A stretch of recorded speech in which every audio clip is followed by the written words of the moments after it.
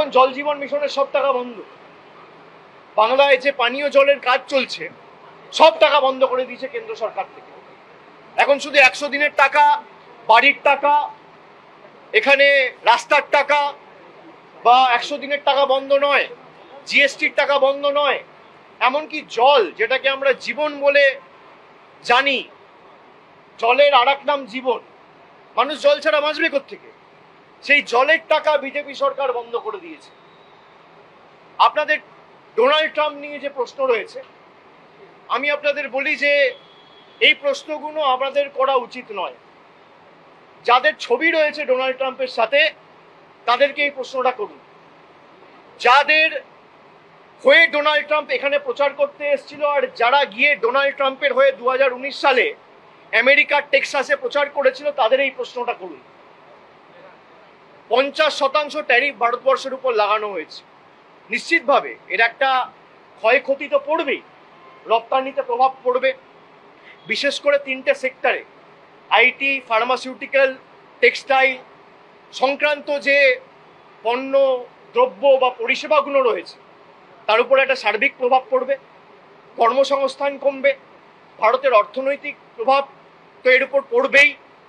আমি মনে করি যে এটা আমাদের কূটনৈতিক ব্যর্থতা এবং ভারতবর্ষকে কঠোরভাবে এর মোকাবিলা করা উচিত।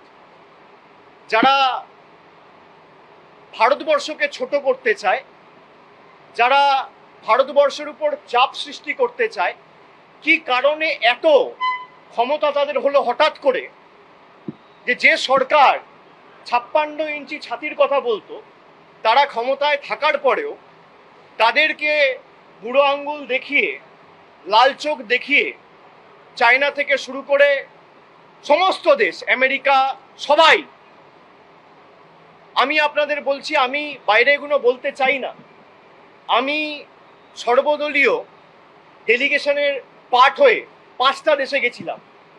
আসিয়ানের মতো মাল্টিল্যাটারাল ফোরাম 11টা দেশ নিয়ে তৈরি, সেখানে সিঙ্গাপুর রয়েছে, মালয়েশিয়া রয়েছে, ইন্দোনেশিয়া রয়েছে, কাম্বোডিয়া রয়েছে, ভিয়েতনাম রয়েছে, লাওস রয়েছে, 11টা দেশ নিয়ে তারা পেহেলগাম নিয়ে পাকিস্তানের উপর চাপ সৃষ্টি করা দূরের কথা, কন্ডেম করে একটা স্টেটমেন্ট দেয়নি। এই ব্যর্থতা কার? ডোনাল্ড ট্রাম্পকে নিয়ে ভারতবর্ষে কোভিডের 1 মাস আগে গুজরাটে প্রচার কে করেছিল? Donald. I present to you my friend, India's friend, the President Who said this? of the United States of America, Mr. Donald Trump. Who said this? I'm quoting him. I'm quoting him. He said, I present to you my friend, India's friend, Mr. Donald Trump.